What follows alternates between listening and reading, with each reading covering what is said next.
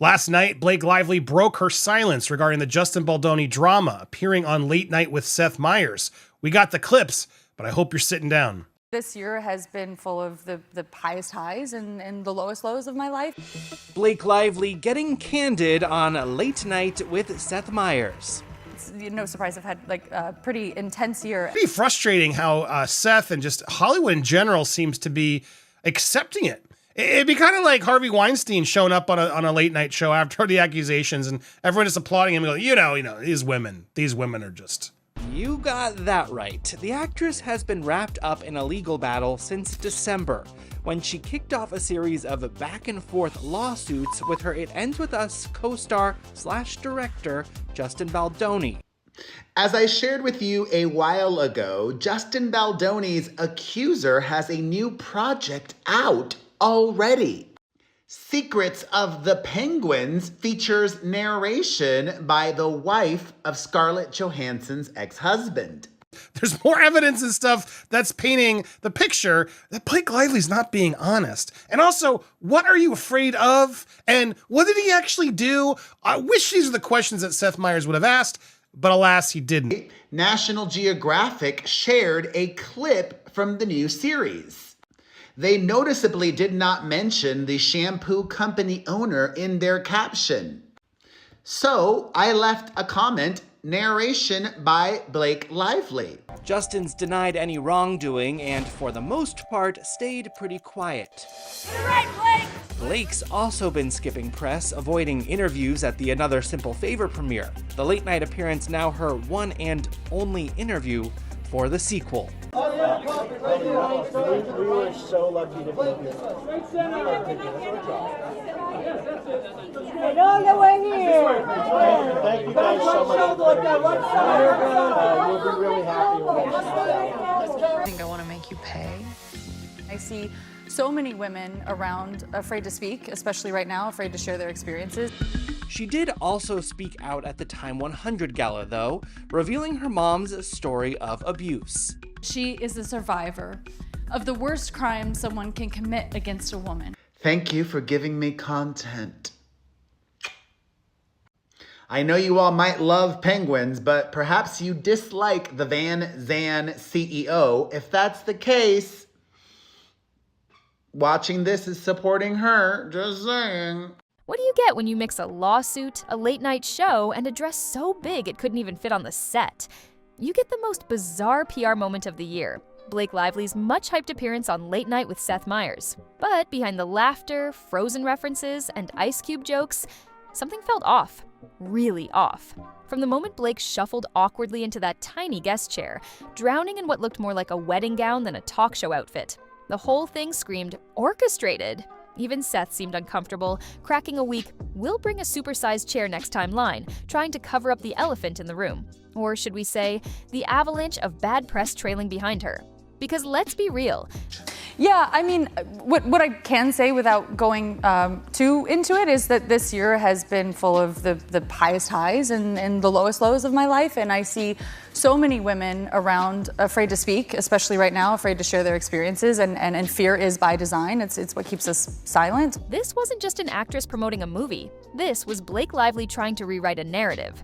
A narrative that's spiraling fast thanks to a $400 million countersuit from Justin Baldoni, explosive industry rumors, and growing suspicion that Hollywood's sweetheart might not be the innocent heroine she's portraying.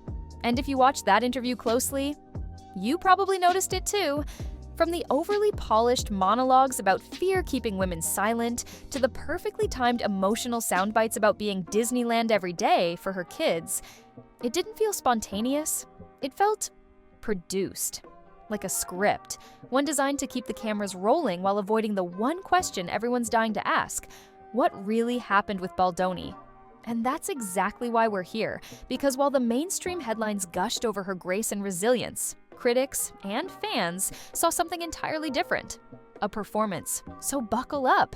We're pulling back the curtain on the interview that was supposed to silence the noise and only made it louder. Acknowledge that many people don't have the opportunity to speak, so I do feel fortunate that I've been able to. And it's the women who have had the ability to use their voice that's kept me strong and you know, helped me in my belief and my fight for the world to be safe for women and girls. It's a pretty simple thing. Because what happened next wasn't in the script. If you blinked during the Seth Meyers interview, you might have missed it. But for those paying close attention, the signs were all there. This wasn't just a late-night guest spot, it was a carefully staged performance. And the first clue? Seth's oddly timed disclaimer. I imagine you're in a situation where you can't say much. Wait, why say that at all? That one sentence let Blake off the hook before she even opened her mouth. It preemptively excused any lack of answers, any dodging, and framed the entire conversation as a gentle, feel-good segment. Not a single hard question. Not even a nudge toward the actual drama. The lawsuit, the countersuit, or Baldoni's bombshell $400 million defamation claim. Instead, what did we get? A bizarre bit about how her character now drinks martinis with ice. A Frozen song reference. A full-on joke spiral about ice cubes. And to top it off, a semi-cringy conversation about her daughter sharing a birthday with Jennifer Lawrence and Napoleon. Quirky? Maybe. Relevant? Not at all.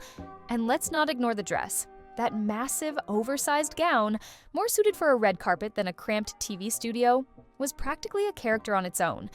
Here's the introduction. They're showing a clip from the film, and then she comes out in her way too big dress. Welcome. But right out the gate, there's just a level of awkwardness because, yeah, the dress doesn't fit his small chairs. It didn't fit the chair, it didn't fit the tone, but it definitely fit the moment. A distraction. A visual gimmick, one that got more social media comments than anything she actually said. But here's the part that really gives the game away: the transitions. At one point, Blake goes from joking about birthday astrology to suddenly declaring that she's had the highest highs and lowest lows this year. Then she drops the line, "Fear keeps us silent." Boom. Instant applause, cue emotional pivot. And just like that, she's the brave survivor, the woman reclaiming her voice. Without ever having to explain why the lawsuit exists in the first place. It was smooth, it was rehearsed, and it worked. At least for a while. But behind the flattering lighting and polite laughter, there was a growing sense of unease. Because if this was all just a lighthearted chat, why did it feel so scripted? Blake Lively didn't just dodge the legal landmines during her Seth Meyers appearance, she replaced them with a glittering fairy tale. But instead of a ball gown and a glass slipper, this modern princess came armed with Frozen lyrics, feminist buzzwords, and a perfectly calibrated sense of timing. And it worked like a spell. Let's start with the metaphor that caught everyone off guard. At one point, Blake looks Seth in the eye and says, It is like, dude, know the show. And it's not, she did that for the photo op outside, it feels like, more than for the interview inside. It's been a pretty intense year. But my kids? They're my lifeline. I have to be Disneyland every day for them. Disneyland, not just fun, not just a good mom. She casts herself as a full-blown theme park of joy and strength. It's poetic, it's polished, and it sounds great in a headline. But here's the problem. It's too perfect. Right after that, she dives into her now viral statement. Fear is by design. It's what keeps us silent. Suddenly, she's not just a mother juggling fame and stress. She's a symbol, a voice for all women, a survivor speaking out despite the pressure. But if you strip away the applause sign and the carefully placed camera cuts, it becomes clear. This wasn't an interview. This was a rebranding. Blake framed herself as the underdog, the relatable woman who's been through hell, who still smiles for her kids, who sings Frozen songs when things get tough. And let's not forget, according to Daily Mail sources, she reportedly told Seth that rewatching Frozen actually helped her cope with the lawsuit stress. Convenient? Maybe? Calculated? Definitely. Because here's the catch. We knew this, but I like, it's interesting Seth went there immediately, and now, oh, yeah, you didn't get to put your product placement in this time. And even Seth makes a joke about it. Put his gin in. Director put his gin in. Do you have to go home and tell Ryan, like, I have bad news? No, it was like, baby, I have something to tell you. We're going to talk about it here, and we're going to forget it ever happened. Gotcha. Okay? By cloaking herself in innocence and animated metaphors, she doesn't need to name names or explain timelines. The audience is already rooting for her. They don't need the facts. They've got the fairy tale. But that's exactly what critics like Andy Signor from Popcorn Planet are pushing back against. The image doesn't match the evidence. The Disney Damsel act feels more like a PR move than a genuine breakdown. And the cracks in the script, they're just starting to show.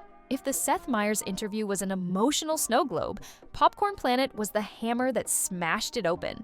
Within hours of Blake's appearance airing, Andy Signor, host of the Outspoken YouTube commentary channel, dropped a 13-minute video that didn't just critique the interview, it torched it. And not just Blake, he went after Seth, the industry, and the entire machine propping up what he calls the Blake Lively brand. Signor's words were sharp, unapologetic, and, in his words, necessary. He opened by calling the interview a softball puff piece, comparing it to the absurdity of having Harvey Weinstein stroll onto a talk show to applause. He accused Seth of giving Blake a stage to spin her narrative unchallenged, a narrative that, according to Signor, dodges accountability and leans hard on emotion instead of facts. And let's talk about that emotion.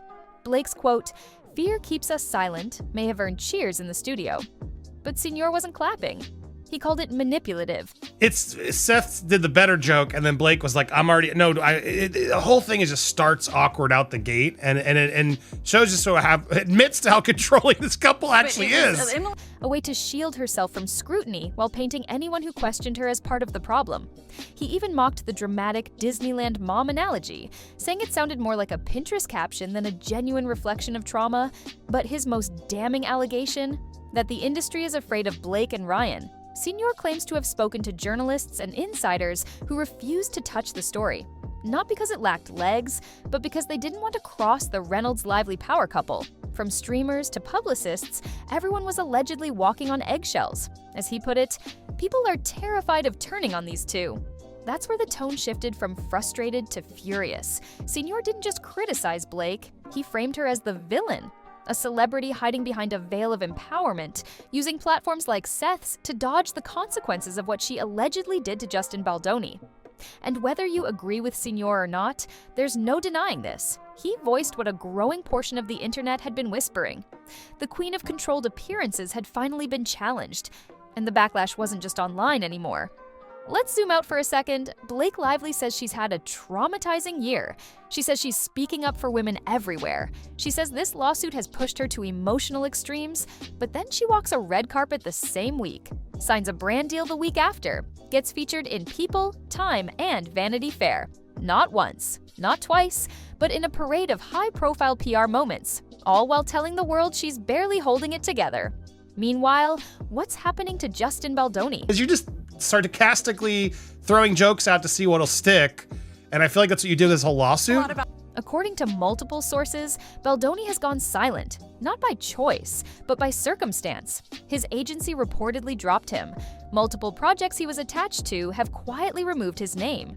And even as Blake lights up late-night couches and lifestyle magazines, Baldoni can't get a booking, a podcast, or even a response from industry peers. And that's not speculation. That's the visible fallout of public perception. Whether you believe Blake or not, there's no denying the scale of imbalance. She's still in front of flashing cameras. He's vanishing from casting rosters. One gets applause, the other gets erased. This is where the real problem starts. Blake Lively has never explicitly said Baldoni's name during her press tour, not on Seth Meyers, not in articles, not in interviews. But by speaking in abstract terms about fear, trauma, and the need to use her voice, she paints a picture. And it doesn't take much for fans or the industry to fill in the blanks. Meanwhile, Baldoni is legally muzzled. His $400 million countersuit is pending. Discovery hasn't begun. Blake Lively sits down with Seth Meyers and opens up about a year she would rather forget. I'm maybe not as totally informed about it as other people. But I'm thrilled you're not doing Weekend Update right now because you would be quite informed. So it's good, yeah. But his silence has already cost him everything. That's what Popcorn Planet and a rising tide of commentators are pointing out. This isn't just about who's right or wrong. It's about optics. And in the court of public opinion, perception moves faster than facts. So while Blake talks about Frozen, Baldoni's career is on ice. So if Justin Baldoni is being publicly iced out, why isn't anyone in Hollywood saying a word? The answer might be simpler and darker than you'd think.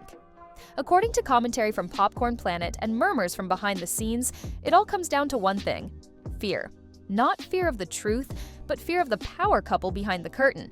Blake Lively and Ryan Reynolds aren't just movie stars, they're brand moguls. Their combined empire spans gin companies, fashion lines, telecom ads, blockbuster franchises, and a pristine image of marital perfection. When they move, the industry listens. When they frown, reputations shake. And according to Andy Signor, they've made it clear, going against them means career suicide. Journalists have allegedly turned down stories. PR teams have backed out of interviews. Even streaming execs, once interested in Baldoni's independent projects, reportedly walked away the minute they realized speaking up might ruffle feathers with Blake and Ryan. As one insider reportedly put it, "We don't want to upset Reynolds. That's not just control, that's command. And you can see it play out in real time." Seth Meyers, a veteran host known for political satire and sharp interviews, essentially tiptoed through the entire Blake Lively appearance. He opened with a disclaimer. He cracked jokes about ice cubes. And he never once mentioned the lawsuit directly. Well, Blake may be joking around, but she's very serious when it comes to her ongoing lawsuit against her former It Ends With Us co-star Justin Baldoni. What I can say without going too into it is that this year has been full of the highest highs and the lowest lows of my life. Instead of pressing for answers, he gave her a stage. Not for honesty, but for image management. Now ask yourself, would he have done the same for someone with less Hollywood weight? Would a lesser-known actress, tangled in a $400 million legal storm, be handed a comfy chair, a Frozen sing-along, and 8 minutes of free airtime to rewrite her public identity? That's the freeze out. That's the chill in the air. It's not just about protecting Blake, it's about protecting access. And no one wants to be the outlet that loses the next Ryan Reynolds exclusive. So the silence isn't accidental, it's calculated. While the late-night lights flickered and applause signs flashed, something far more serious was brewing behind the scenes. A $400 million legal battle that could flip the script entirely. Let's rewind. Blake Lively originally filed complaints with the California Civil Rights Department in late 2024, alleging Justin Baldoni had created a toxic work environment on the set of It Ends With Us. What started as a whisper turned into a storm, and soon after, Blake took things federal, accusing Baldoni of misconduct and retaliation. The headlines followed, so did the brand deals, so did the interviews, but then Baldoni punched back, hard. In what many saw as a last-ditch effort to reclaim his career, Baldoni filed a $400 million countersuit. His claims? Defamation, civil extortion. He alleged that Blake weaponized the court of public opinion and orchestrated a narrative that destroyed his name, all while allegedly attempting to seize more creative control over the film. That countersuit sent shockwaves through Hollywood, because it wasn't just a denial, it was an accusation of manipulation at the highest level. Blake alleges that she was sexually harassed by Justin and been the subject of a subsequent smear campaign, while Justin alleges defamation and extortion. At the Time 100 Gala, Blake spoke about her mother's experience with sexual assault and how she wants to use her platform and her voice to bring the spotlight to that issue. And she echoes that statement again. And the stakes? They couldn't be higher. If Baldoni's claims hold water in court, Blake's carefully constructed public image could take a serious hit. And if they don't, he's out hundreds of millions and a reputation that might never recover. But here's where it gets even messier. Legal experts say that during discovery, the evidence-sharing phase of a lawsuit, everything becomes fair game. Emails, texts, draft scripts, even footage from her media appearances, like the Seth Meyers interview, could be subpoenaed if Baldoni's legal team believes it's relevant to the defamation claim. That's right, the very appearance she used to control the narrative could end up on trial. And while Blake is busy freezing her legacy in sparkly metaphors and sound bites, Justin's legal team is quietly sharpening every subpoena, every interview, every moment on tape. Because in court, there's no applause sign, just facts under oath. Blake Lively's late-night charm offensive may have fooled the studio audience, but the internet? That's a whole different crowd. And they're not clapping. Within hours of the Seth Meyers segment airing, social media lit up with reactions. And not the kind her PR team wanted. Hashtags like none are Frozen lies, none late night lies, and Blake flop started trending across X, formerly Twitter, and TikTok, dragging her carefully curated narrative through the digital mud. The irony?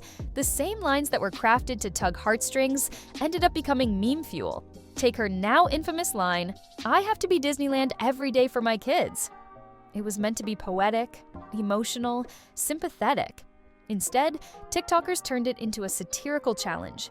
Videos poured in with creators dressing up as princesses, juggling chaos, and sarcastically quoting Blake as they burned dinner or dodged toddler tantrums, all tagged numbered Disneyland mom.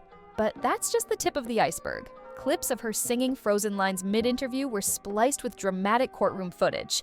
One viral TikTok even layered her "fear keeps us silent" quote over a montage of red carpet appearances, fashion shoots, and magazine covers, asking, "silent" or "spotlighted?" The tone had shifted. What Blake intended as a message of empowerment was now being picked apart as performance. And fans weren't just poking fun. I see so many women around afraid to speak, especially right now, afraid to share their experiences, and fear is by design. It's what keeps us silent. But I also acknowledge that many people don't have the opportunity to speak. They were asking real questions. If she's too traumatized to speak publicly, why is she doing press? If fear silenced her, why does she have more media visibility than ever? And most damning of all, why won't she mention Baldoni's name even once? Even Seth Meyers didn't escape unscathed. Multiple breakdown videos from commentary channels accused him of being complicit. Screenshots of his nervous laugh, his "I'm not as informed" line, and his quick sidestep from hard questions were dissected frame by frame. The verdict? He played it safe. Maybe too safe.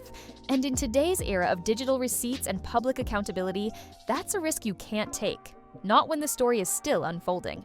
As the media circus rolls on, one thing's becoming painfully clear. Blake Lively's PR strategy is running on borrowed time. The applause from Seth Meyers' studio has faded. The hashtags mocking her Frozen monologue aren't slowing down. And while she's busy floating from magazine spreads to talk show couches, the real battle, the one that actually matters, hasn't even begun yet. Because in March 2026, Blake won't be able to deflect with metaphors. There won't be Ice Cube jokes, designer gowns, or friendly late-night hosts to cut to commercial when things get uncomfortable. There'll just be testimony, discovery, cross-examination, and a judge who doesn't care how charming she sounds. The court doesn't clap for vulnerability, it demands proof. And as more social commentators, YouTubers, and even legal experts dissect the fallout from her interview, it's becoming harder to maintain the image she's built. The brave, composed woman rising above chaos. It's not that audiences don't sympathize with her, it's that they're seeing two different Blakes. One who claims the trauma derailed her life, and another who's seemingly thriving in the public eye. And Baldoni? Well, he's kept quiet. His silence is starting to speak volumes. Every lost gig, every blacklisted project, every casting that suddenly disappears from his IMDb page adds fuel to his countersuit. It doesn't take a court ruling to see damage. The career fallout is right there in real time. So the question now isn't just about what happened between them, it's about how much of what we're watching is real, and how much is just strategy. Because when the cameras cut, the applause fades and the spin stops. All that's left is testimony and evidence. And that's the one place where Blake's narrative can't be curated. What we saw on Seth Meyers wasn't an interview. It was a setup, a slick, polished preview of a story that's already fracturing under scrutiny. And the audience? They're not just watching anymore. They're asking questions. Because this time, the fairy tale won't be finished with a song.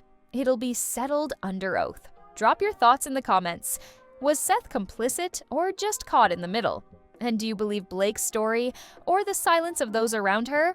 Make sure to like, subscribe, and stay tuned, because the next twist is coming, and trust me, it won't be scripted.